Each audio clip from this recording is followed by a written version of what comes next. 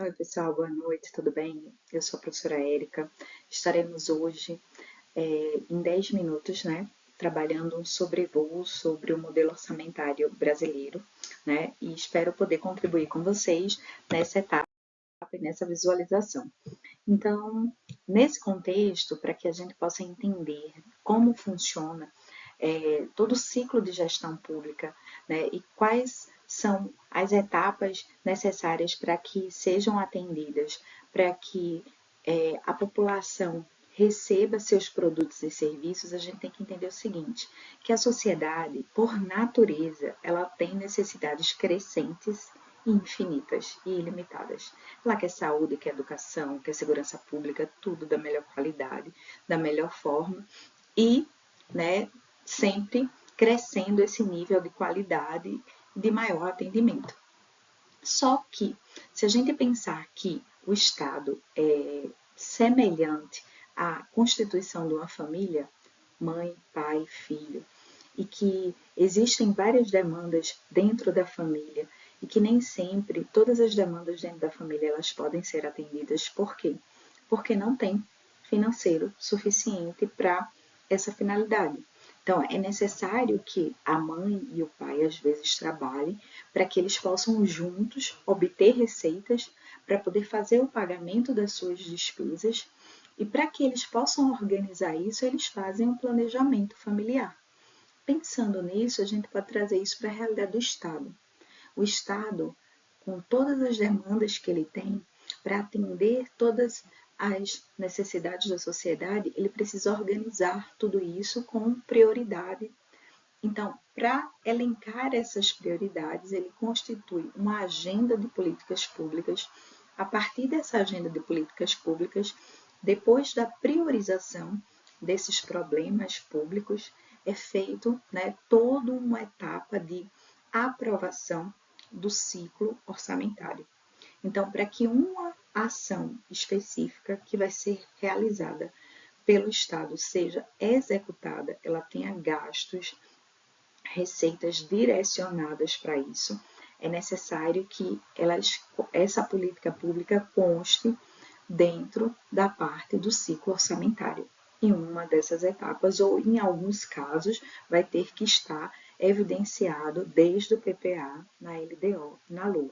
É isso que nós vamos ver. Então, pensem comigo.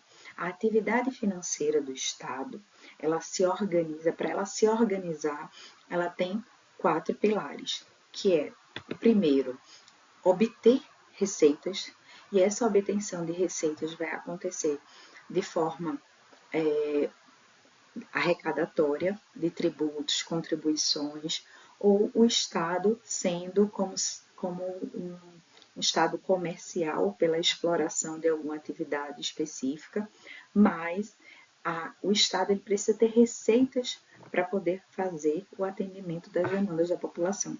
Às vezes, o Estado não vai ter receita suficiente, né, para alguns projetos. Projetos mais longos, de longo prazo, como é o caso de uma hidrelétrica, por exemplo, que vai durar mais de 50 anos, esse tipo de investimento, às vezes o Estado, para poder fazer, ele vai precisar pegar empréstimos, pegar financiamentos.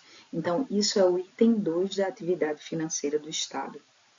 Então, primeiro nós vemos que ele obtém receita, depois ele obtém a captação de financiamentos e para que ele, depois que ele tem essa receita, ele pode, enfim, executar as políticas públicas, né, através de gastos com pagamento de professores, pagamento da prestação de serviços. Só que tanto essas receitas como essas despesas, ela tem que estar organizado num instrumento de planejamento. Então, esses não um único instrumento, mas em instrumentos de planejamento, que nós chamamos de PPA, LDO e LOA. Então, esse planejamento, né, a PPA, a LDO e LOA, de acordo com a Constituição Federal, ele tem que estar organizado, né, para que a prestação do serviço, a compra do produto possa chegar à sociedade, que é o item 5. Então, se vocês verem nessas etapas, essas etapas elas discriminam a atividade financeira do Estado, o ciclo para que um determinado produto possa chegar e ser entregue à população.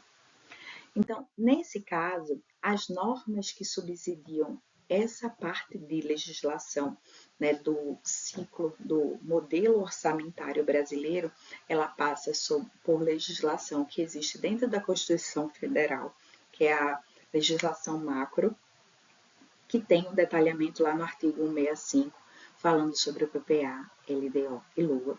Só que, complementarmente, nós temos duas leis, tanto a Lei 4.320 como a Lei de Responsabilidade Fiscal, que traz mais demandas e mais especificidade para esses instrumentos de planejamento, ok?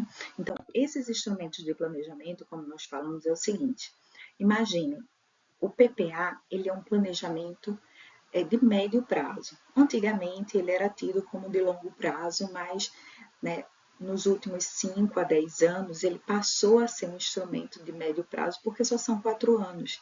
Então, o planejamento daquele estado, nos próximos 4 anos, ele vai estar contido no PPA.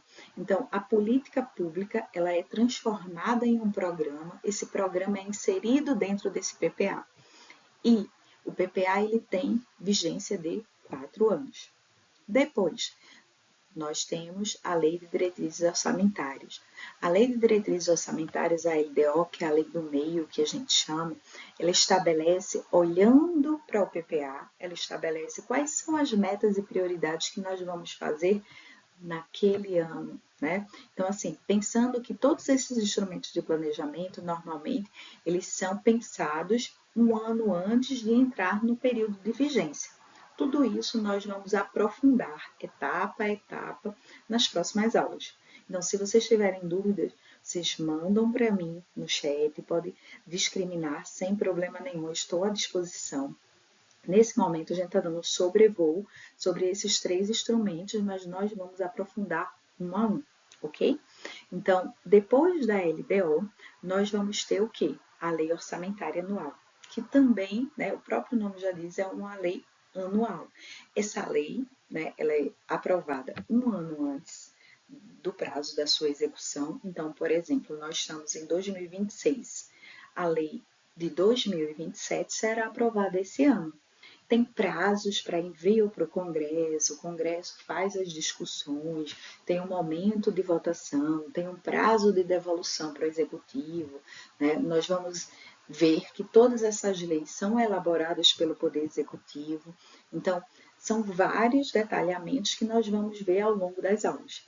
Mas neste momento a gente tem que saber o seguinte, ó, para o Estado poder se planejar, ele tem que ter esses 3 instrumentos, PPA, LDO e LOA.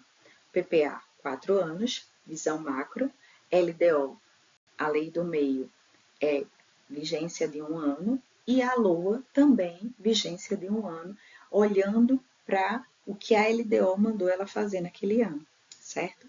Então, nesse contexto, o PPA ele se torna um instrumento estratégico e aí dentro de parênteses, né, tem um planejamento estratégico DOM. Por quê? Porque é o codinome, né, de diretrizes, objetivos e metas. Metas e prioridades, que é a LDO, que é uma visão mais tática, e arrecadação de gastos e a visão operacional do dia a dia do que vai ser gasto mesmo naquele ano é a LOA. Como eu falei para vocês, vigência de 4 anos, 1 ano, né, para a LDO e 1 ano para a LOA. O prazo que está estabelecido aqui é o prazo de acordo com a União, mas estados e municípios, eles podem ter prazos diferentes. Nós vamos ver isso mais à frente. Então, por hoje, nós vamos ficar por aqui. Eu espero que vocês tenham gostado e que vocês tenham uma visão seguinte: a política pública ela só vai ser executada com gastos específicos a partir do momento que ela está contida dentro dos instrumentos de planejamento orçamentário, certo? Então, o orçamento ele se torna muito mais do que apenas uma peça orçamentária. Ele é estratégico para que a população tenha a sua necessidade atendida. Obrigado e até mais. Qualquer dúvida, eu estou à disposição. Obrigada. Tchau.